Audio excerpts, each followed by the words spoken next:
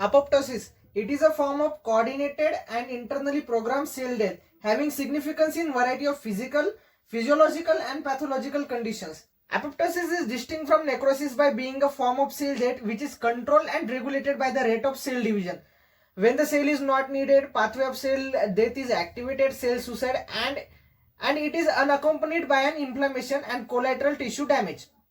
Apoptosis biological processes में होता है, जैसे फिजियोलॉजिकल प्रोसेसेस में हो सकता है, पैथोलॉजिकल हो सकता है. फिजियोलॉजिकल में देखेंगे तो डेवलपमेंट ऑफ एम्ब्रियो के वक्त होता है.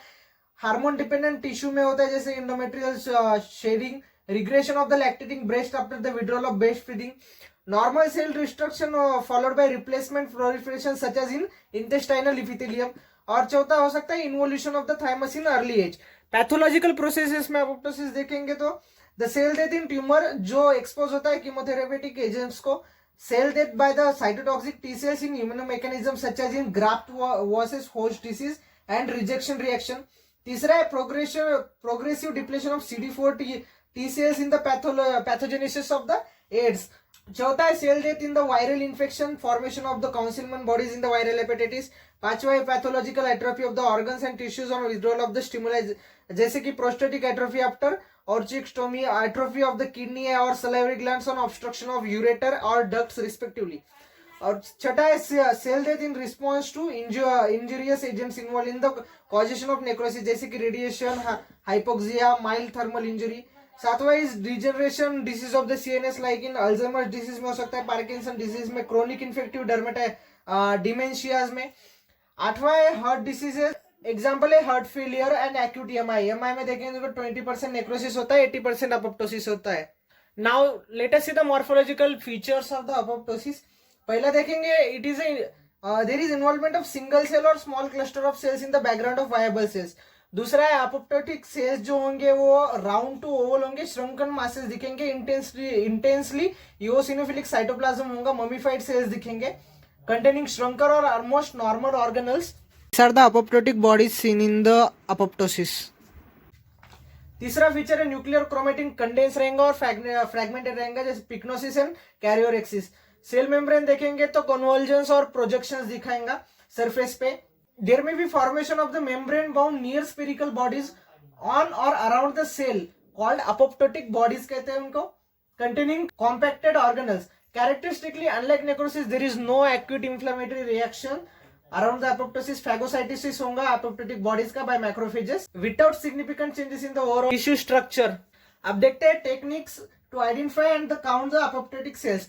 पहले तो ये HNE करेंगे नॉर्मल. दूसरा है क्रोमेटिन कंडेंसेशन, देख सकते हैं अपन स्टेन करके हेमेटॉक्सिलिन से, फ्यूलजेन से और एक्रिडिन ऑरेंज से. फ्लो साइटोमेट्री कर सकते हैं जिससे we can visualise the rapid cell shrinkage.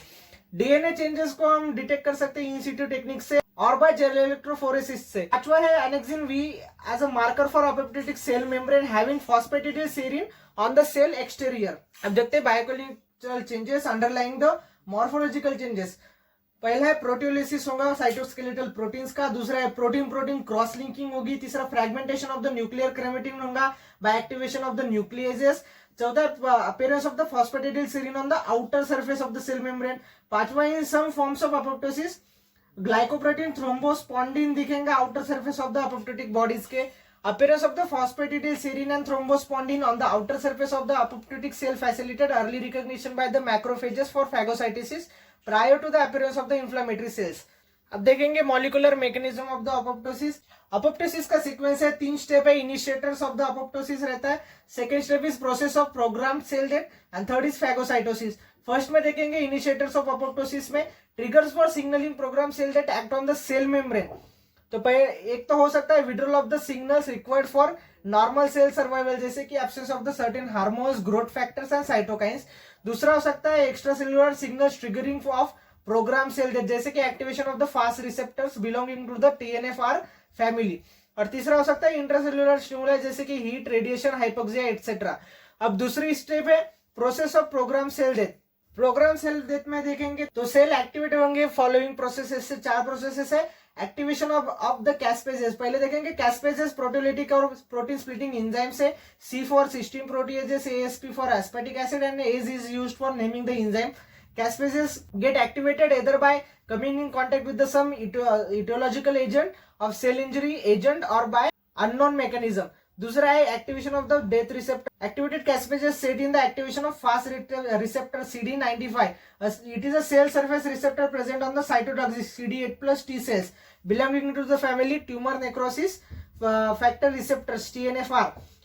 Fast receptor death receptor है because on coming in contact with the specific binding site on the target cell it activates specific growth controlling gene जैसे कि BCL2 and P53. अब तीसरा step है activation of the growth controlling gene जैसे BCL2 and P53. BCL2 gene is located on the outer mitochondrial membrane and include both activators and inhibitors of apoptosis. Thus it may regulate the apoptosis process by binding to some regulated proteins जैसे कि BAX and BAD for promoting apoptosis and BCL-XL for inhibiting apoptosis. The net effect on the outer mitochondrial membrane is thus based on the pro-apoptotic and anti-apoptotic action of BCL2 gene family. Beside BCL2, apoptotic pathway is partially also governed by P53 molecule which promote apoptosis. तो इससे होगा चौथी step जैसे कि cell death. The above mechanism lead to the proteolytic action on the nucleus, chromatin clumping, cytoskeletal damage, disruption of the endoplasmic reticulum, mitochondrial damage and disturb cell membrane. तो इसकी वजह से third sequence in the molecular mechanism of apoptosis is phagocytosis. The dead apoptotic cell develop membrane changes which promote their phagocytosis. Phosphatidyl, serine and thrombospondin molecule जो normally inside होते हैं cell membrane के अब बाहर दिखना शुरू हो जाएंगे which facilitate their identification by the phagocytes and promote phagocytosis. And this phagocytosis is unaccompanied by any other inflammatory cells. This is the molecular mechanism of apoptosis. पहले होगा initiator of apoptosis, intracellular, extracellular, transmembranous process of program cell death होंगी जिसपे कैस्पेजेस activate होंगे जो death receptor को activate करेंगे. फिर जो कंट्रोल करेंगे ग्रोथ कंट्रोलिंग जीन जैसे कि BCL2 and P53 cell death होंगी. और बाद में आएंगे फैगोसाइटोसिस, मेम्ब्रेन चेंजेस होंगे और इन्फ्लेमेटरी सेल्स एब्सेंट होंगे.